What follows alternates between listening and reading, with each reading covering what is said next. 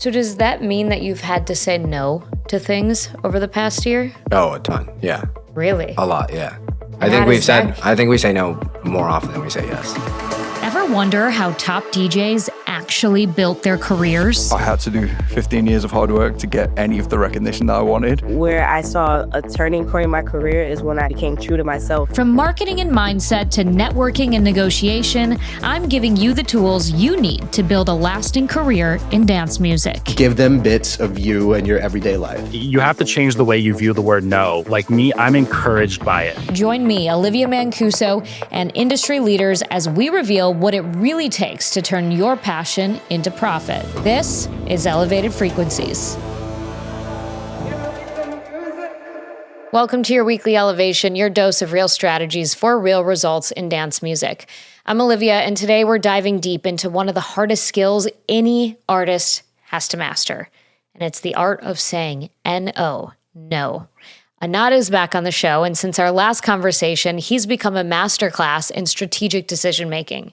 While most artists are kind of desperately chasing every opportunity that comes their way, ANATTA has learned to turn down bookings, even high-paying ones, when they don't align with his long-term vision.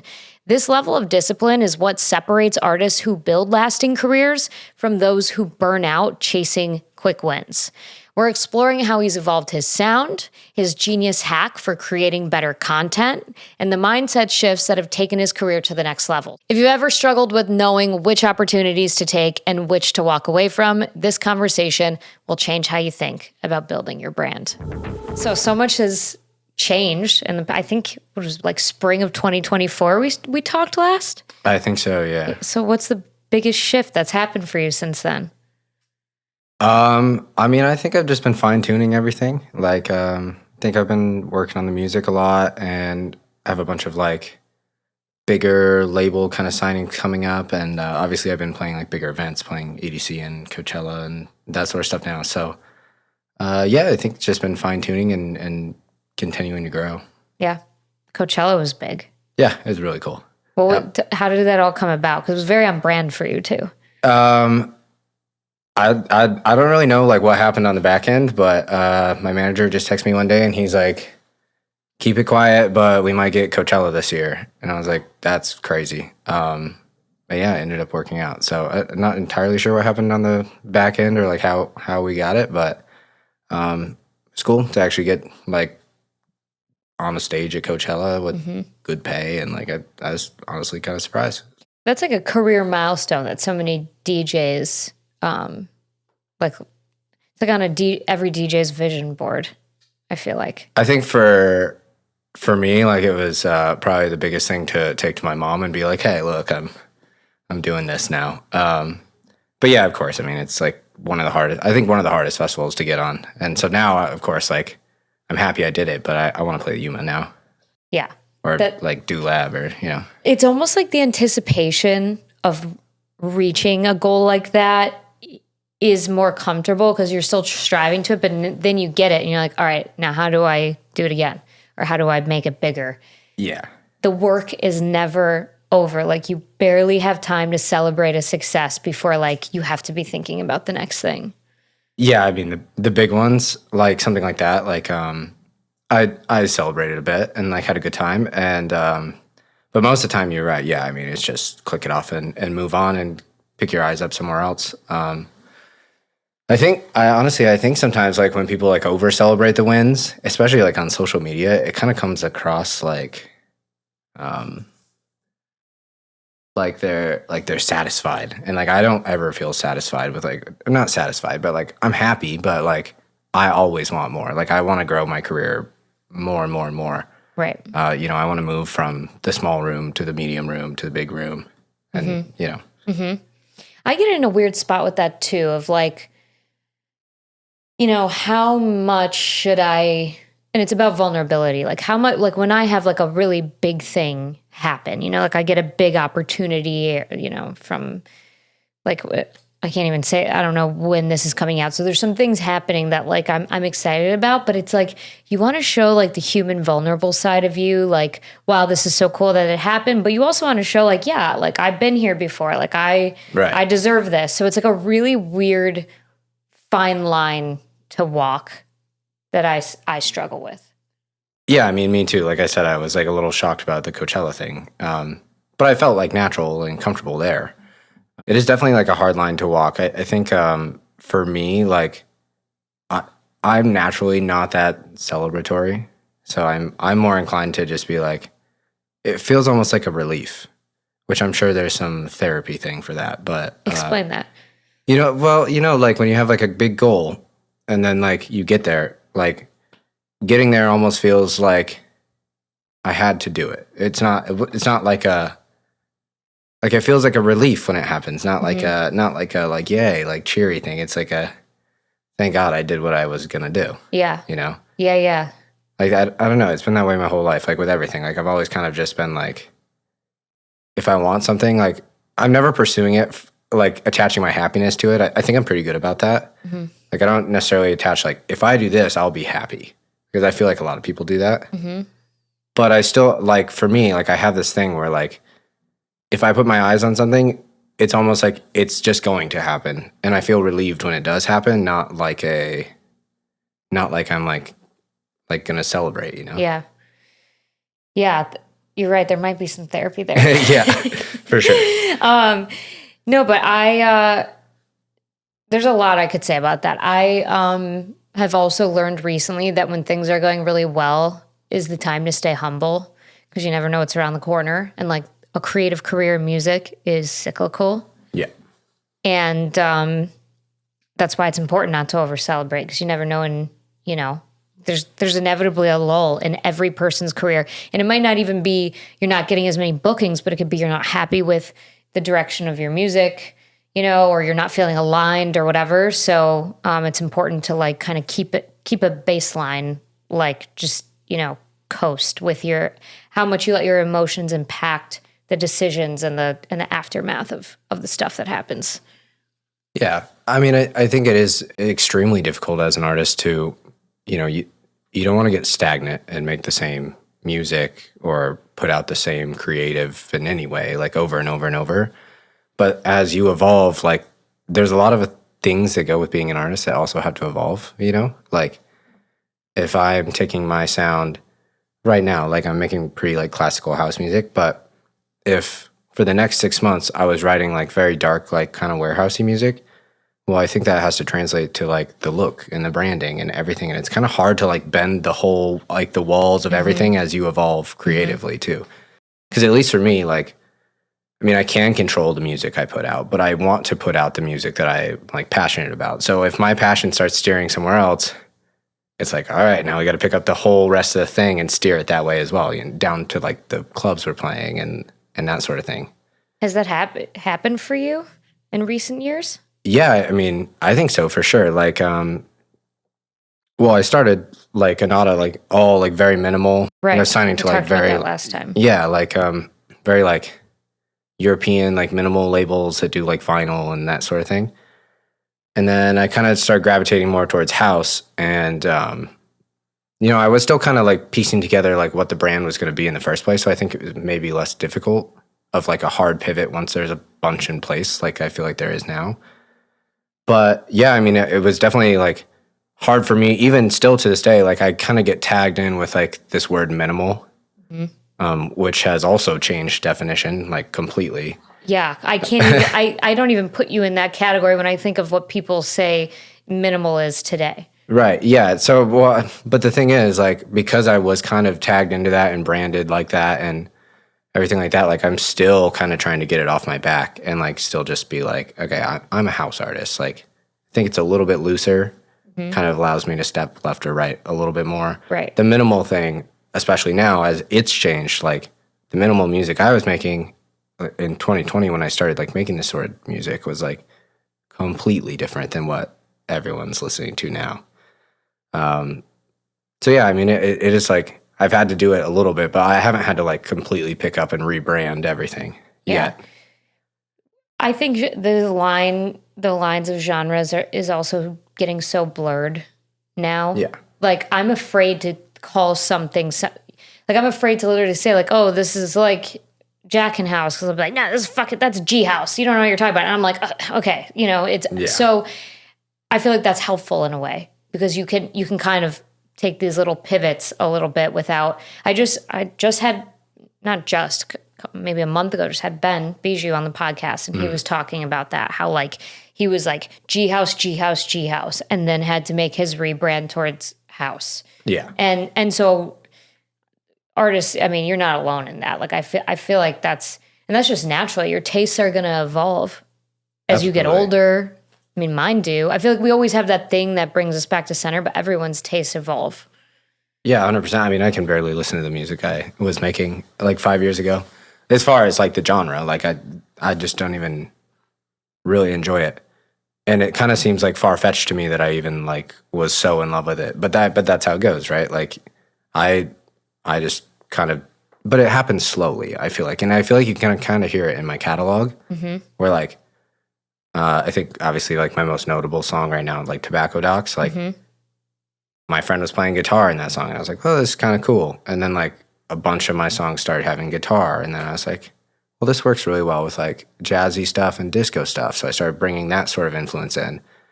And now like I feel like I'm making like way bigger sounding music that doesn't even resemble where it came from. But like each kind of release, like I feel like started stepping that way, if that makes sense. With some step outs, like I have some random, not random, but like some songs that don't necessarily fit that exact mold. Well, the thing that you said that was so just like impactful in the last time we spoke was the success of a song is in its idea. And like basically your advice was don't get too lost in the sauce with the technical elements, because if the idea is good, you'll have a strong strong track. That still holds true for you? 100%. Yeah, I mean, I think I've told you a bit about like I own like an engineering business where I do like mixing, mastering, that sort of stuff, and co-production, and a bunch of stuff like that. And like, obviously, I value that. I think it's its own skill set and it's like own art, basically. But I mean, I think there's tracks that are one of my favorite tracks to play right now is an Eats Everything track called Upside Down. And by the way I would engineer something, like it's completely off. Like I think like it like, but man, that song just works in the club, and it's one of my favorite songs to listen to too. So I think, like I said, it's like it's its own separate art, and I think like a good mix and master can break a song but not make a song. So like the song is in the idea. You're like, yeah, it still does hold true. Like that's pretty much I like what that. it is.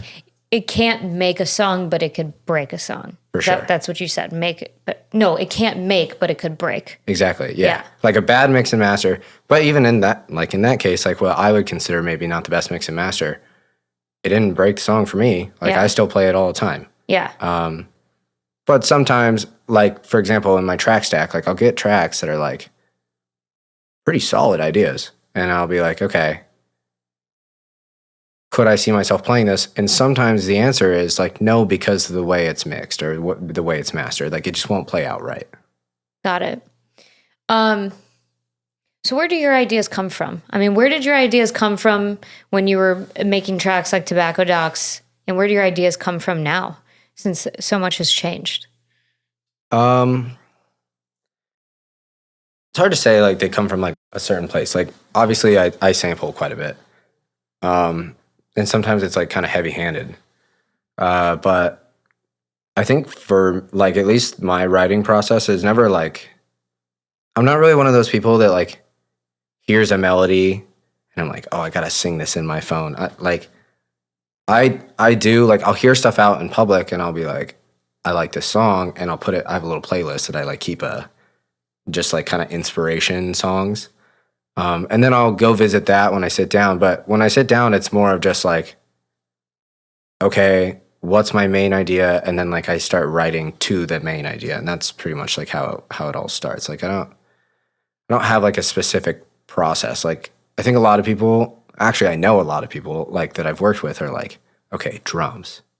And now I want it to sound like this song. So I'm going to go to this song and listen to it. And like, I don't really do that. I used to do that, but like, I feel like that hurt me creatively, and it tried to like put me in this box. And when I write without like any sort of constraint, I feel like that's where I've actually been able to find my own sound, which I think I definitely like have at this point. Yeah. Yeah. And you said too, with like this this new direction that you're veering into, you've had to change like your booking strategy too, like the places that you're playing, and you're playing at Spy Bar tonight. Right. Seems like an intentional choice. Yeah. I mean, I think sometimes, like, obviously, like, there's certain times where it's like, okay, we're getting into winter now. Like, is it realistic for me to have my eyes on like yacht parties? Like, not really. Boat parties, that sort of stuff. But I think as I've moved into the sound, like one thing that I've been really keen on doing is like outdoorsy, like boat party, that sort of vibe, because I think it complements the music really well. And so like when I do play a nightclub like Spy Bar, like I will play like a little bit more, like, I don't want to say like a different sound, but like I know what tracks are like the tracks for the boat parties, and what tracks are the tracks for the nightclubs.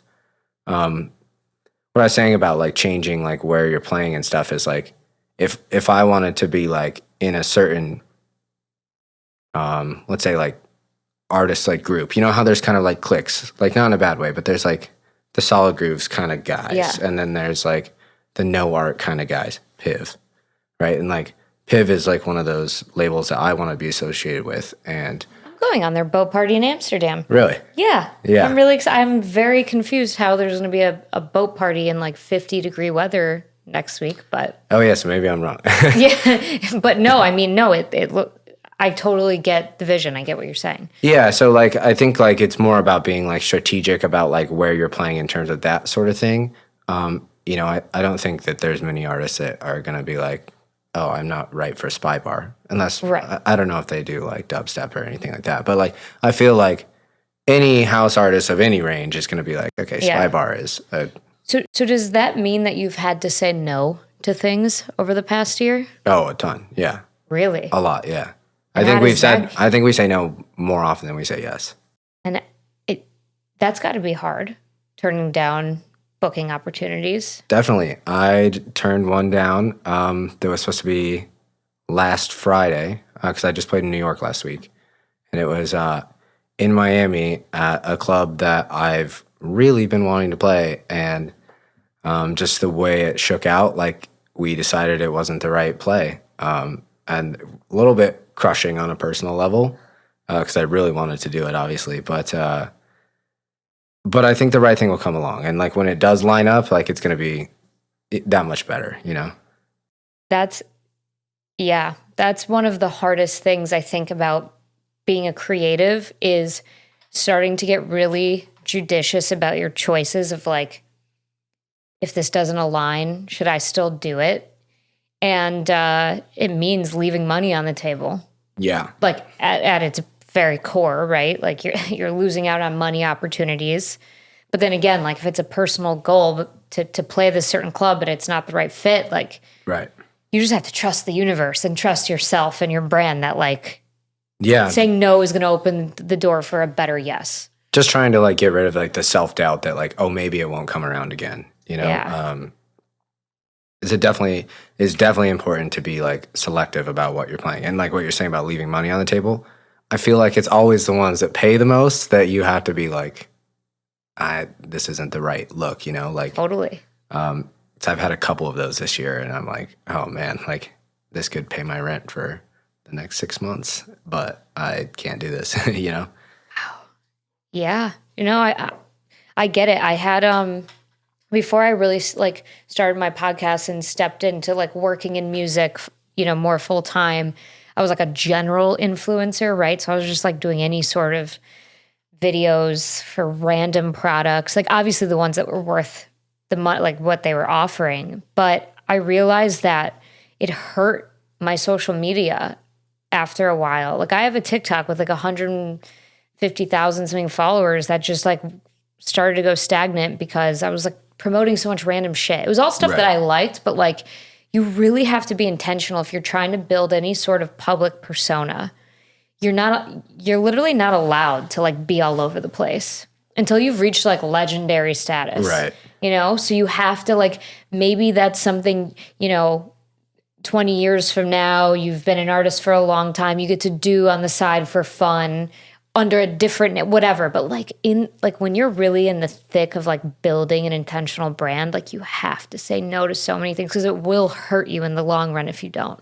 Right. I mean, I think kind of what you're saying about like, oh, I was taking all these different like product offerings. I think one thing that's really hard for me personally as an artist, like balance is like, I mean, let's be honest, like nobody wants to see me post a ticket link for the 10th time this week. No one wants to see like flyer, flyer, flyer, flyer, flyer. And so like, obviously you want to get creative with like how you're marketing and all that sort of thing. But I think, you know, the audience is smarter than ever at picking up when they're being sold to. So I think that's become like a massive like hurdle to get over. Like if you're pushing products and you see like it starting to stagnate, well, it's because like you're constantly selling, right? Right. And like the person who followed you probably followed you for one of 10 reasons that associate with your personal brand. But like even if they care about your brand, like they don't necessarily want to be sold to. Right. And for me specifically, it's like, okay, well, I have X amount of followers. How many live in Chicago? How many live in New York? How many live in LA? So like immediately when I'm focusing on one market or one thing, I'm pretty much brushing most of my followers off it, you know, like if it's location specific like that or like product specific too. You have to give a campaign, whether it be you playing a show or me selling something, whatever, you have to give it time to breathe. Right. And it can't just be like that desperate, like you said, flyer, flyer, flyer, flyer. Look, I'm here, I'm here, I'm here. It's like you have to give each campaign like special attention. Right. And that requires a lot more thought. I had a clip posted. Of course, you know, for this podcast, sometimes I pick the clickbaity stuff because it gets people to listen to the episode. Of course. And I had a conversation with Lawrence James from Crossfader, and I was like, what are you sick of seeing on social media? He's like, I'm sick of seeing flyers. And a bunch of people got upset about it, and the clip went super viral, which I'm glad because it got people to listen to the full episode and actually hear his full thought of what he said. Like, you can still post flyers, but it should be accompanied, you know, by XYZ. But it's like the same thing. Like, people don't want to just constantly be sold to. A flyer, like, yes, if a graphic designer is behind it and not just Canva or AI, like it's great. It has the essential information, but like it's at the end of the day, it's a billboard for a product, which is an event. And it's just not compelling enough anymore. Yeah, I think they're necessary, of course, right? Like when you want to go to something, what do? You go find the flyer because it tells you everything about it. But I think, it's like, it's just become this like hard thing where it's like, obviously like I want to push my own show. The promoter wants me to push my show. So flyer is going up for sure. I've probably posted this Spy Bar flyer 3 to 4 times. I've seen it. Yeah. And like you were saying about giving shows like special campaigns. Well, I think that's great. But you know, when it's 2-3 shows, say 2 shows a weekend, or even just shows every weekend once, like how can you really like give each thing its own campaign? Mm-hmm. And what we've started doing, which is extremely difficult, is like we plan the next time we're going to be back in the city, the content for the next time. So like we're trying to get content in New York so that when we go to push the New York show, the next one, it's like we can have that campaign. But that campaign is hard to just fabricate out of thin air.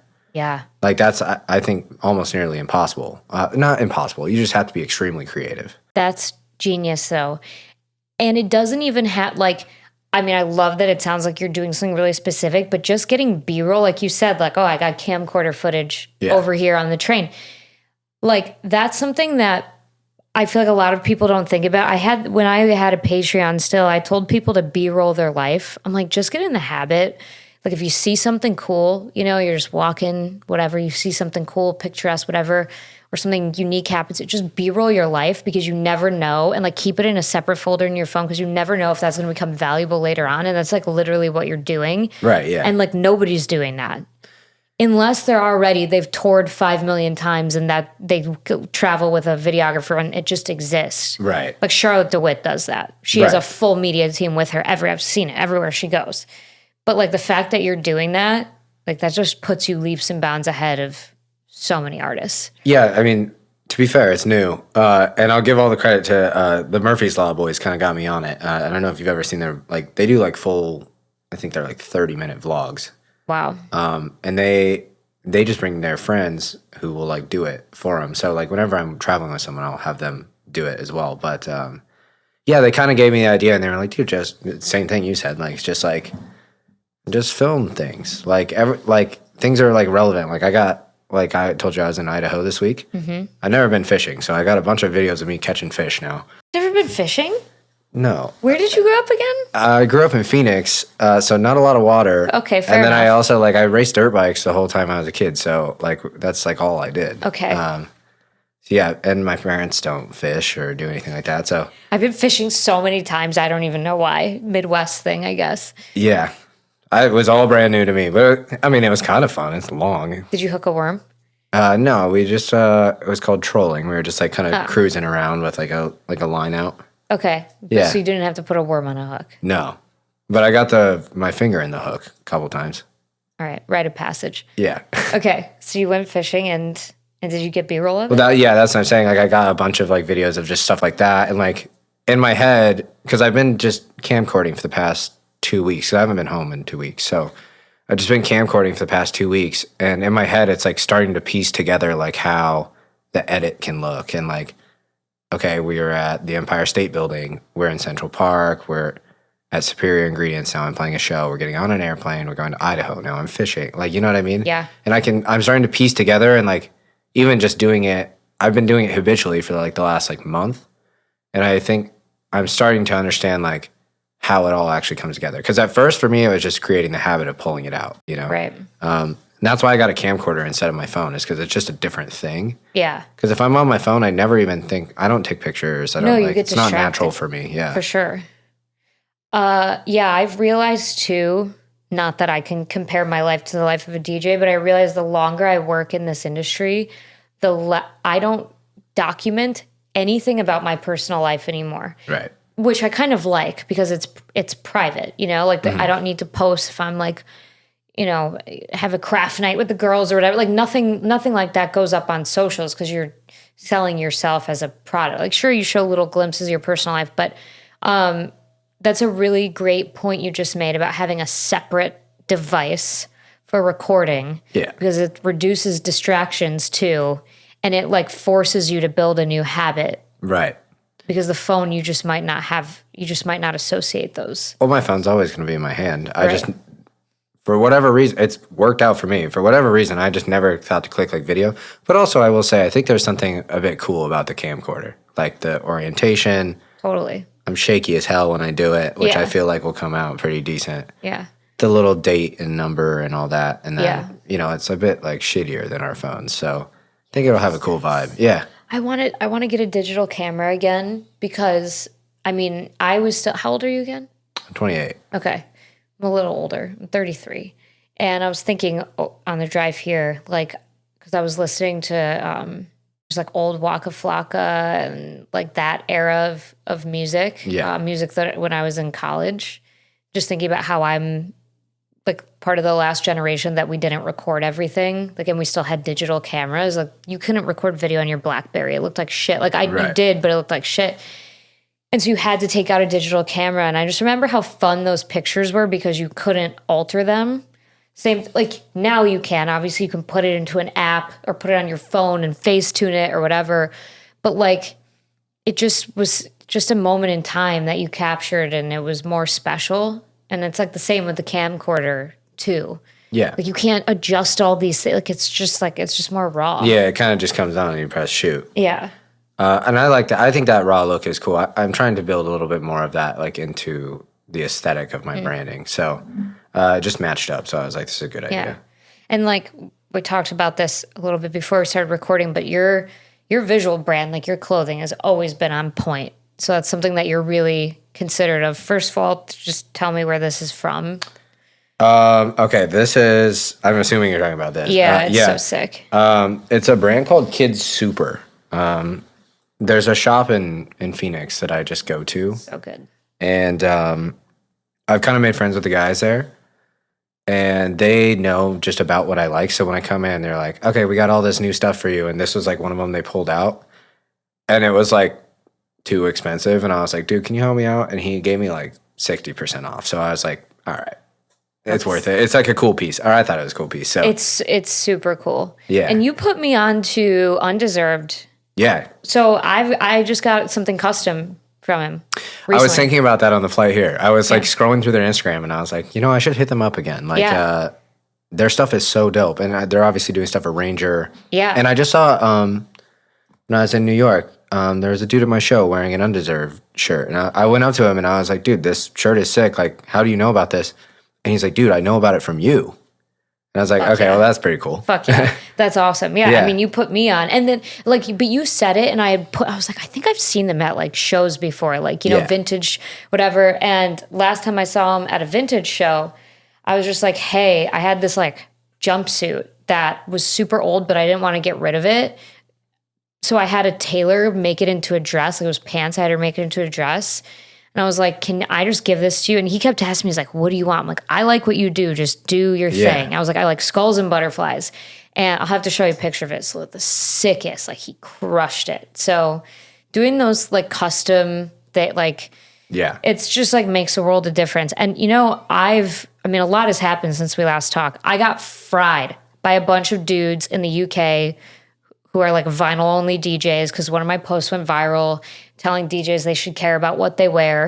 And they're like, fuck this bitch. Like, that's not real DJing, they whatever. So here's an opportunity, because the only other person I've talked to about this on the show has been a woman. Maybe they can hear from a man why it's important to care about your style as an artist. Well, I think, like, for a certain artist, it matters, right? Like, I don't know if it necessarily, because it's hard to say, right? Like, there's a lot of DJs that don't dress that well. I'm not saying you Or, can't like, be successful right. without dressing well, but Yeah. make the argument of why it could help. I mean, I dress well, like, what I think is well, for me. But I think, like, what it can do for, like, your career is it, just like anything, it kind of can position you as, like, the DJ, like when somebody very unassuming walks in and absolutely rips a room, that's really cool. And, like, I respect that. But I think that, like, having a certain piece or, like, a certain aesthetic or something, like, consistent, like, can both add to, like, your brand, like, how you look overall, like, when you think about the artist. And, like, I mean, if you look at the most successful brands, like, you can think of how just, like, the top ones, like John Summit dresses. Like, you can see the shirt unbuttoned, like, in your head, right? Totally.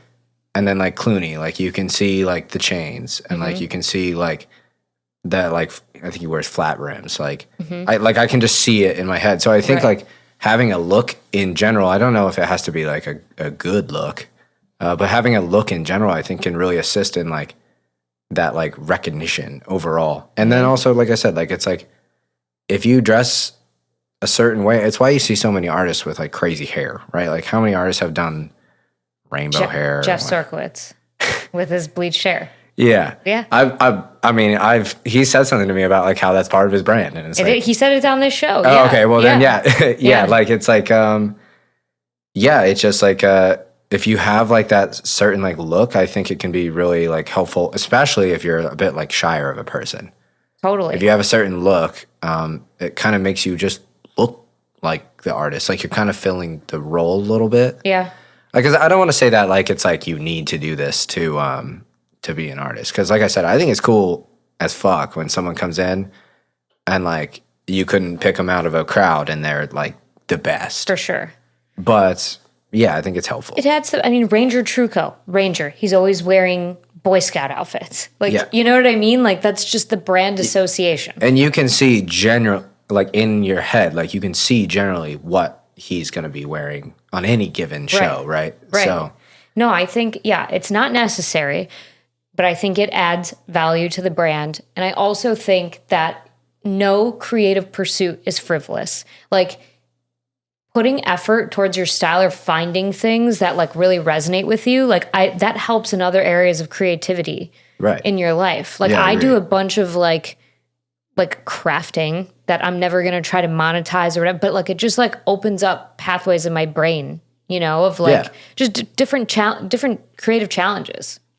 Yeah, 100%. I think the one thing I'll say on the outfit thing, and probably why the vinyl DJs are frying you, I find myself somewhere in the middle on the like super heady and like super like understanding like where like mainstream music business trends towards. Like I think that like what it is people mix it up for like it's necessary for like the craft. Like you can be a great DJ naked in your room alone if you want, or you could be wearing the nicest like tuxedo. It doesn't really matter what you're wearing. Like the craft is the craft. I think that's probably like why people were like, well, that's not why. You know what I mean? I get it. But it's like I get it.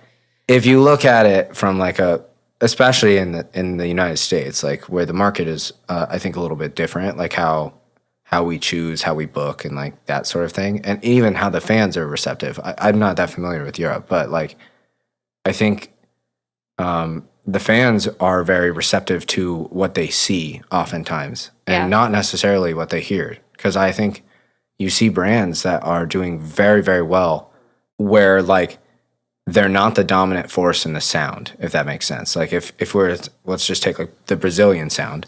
I think sometimes, and like no one in like specifically, but like I think sometimes the best art, like music, isn't what's recognized. It's like the best socials, or like the guy that interacts the best, or the best dressed, or whatever. But yeah. All of those things, it's not going to hurt you to put more effort into your brand. Of course not. You know what I mean? Yeah. Like it could help you. I don't think it's going to hurt you. Yeah. Again, like you might just figure out by pursuing or figuring out what you like to wear might help you figure out what you like about music. I make random connections all the time between stuff, you know? And fashion and music the history is so intertwined. Yeah. Like you can't separate the two. I mean, for me, like I feel like at least the way I perceive it, like I kind of dress similar to how my music, like how I want it perceived, right? Right. So yeah, like it's completely intertwined for me personally. Yeah, it can totally help shape perception. I mean, 100%. When I dress a certain way, I think anybody will experience this. If you dress a certain way, you're perceived differently than when you're dressed another way. So, no, it's always something that stood out about you to me. So I'm glad that we can talk about it because... Thank you. Yeah. No, you're a great dresser. All right, well, it's cool that we got to do this like a second time and kind of dig deeper into the things you were talking about. What do you want to leave the audience with this time around? Oh, that's like on the spot. I know. What do I want to leave the audience with? You know what? I forgot to ask you. I didn't know you had a law background. Like you went to law school, right? I didn't go to law school. I went to school like pre-law. Okay. So you said, give them some advice on that, since you have that kind of knowledge. Yeah. About contracts or whatever. Like, what's one thing you're a stickler about? I think read every deal that you are looking at. Like if something's presented to you, read it all the way through.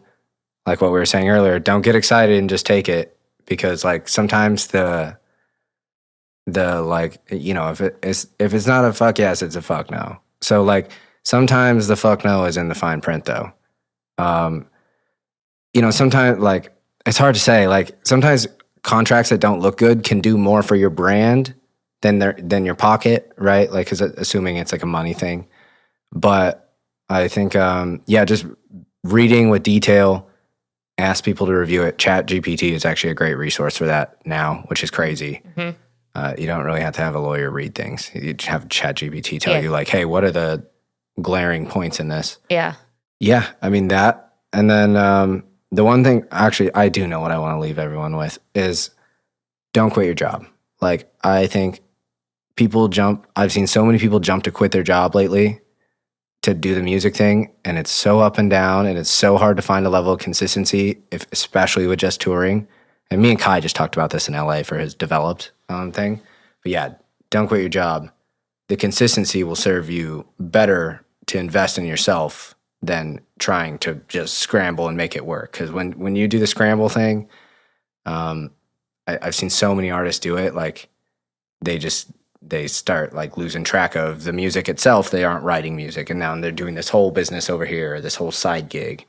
And like, yeah, I think personally, if I had to go do this all over again, like I would actually be employed for longer before I quit, because I made the jump too early, and I had to like really build my like financial side to have enough comfortability. I think I'm just now getting to the point where like I can invest in myself enough to where it actually moves the needle on my career.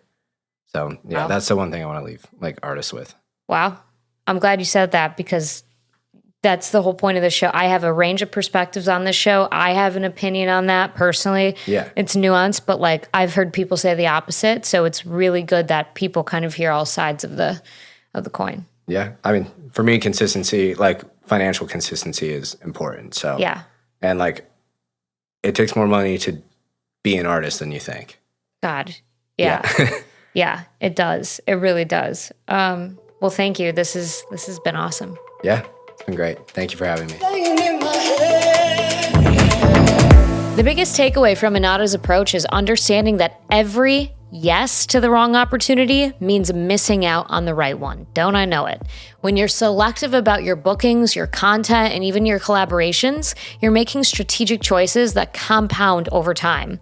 ANATTA turned down Miami shows and high-paying gigs because they didn't serve his bigger picture, and that discipline is exactly why he's building something sustainable instead of just chasing quick cash. That's your weekly elevation. Remember, success in dance music isn't about luck, it's about strategy. I will talk to you next week.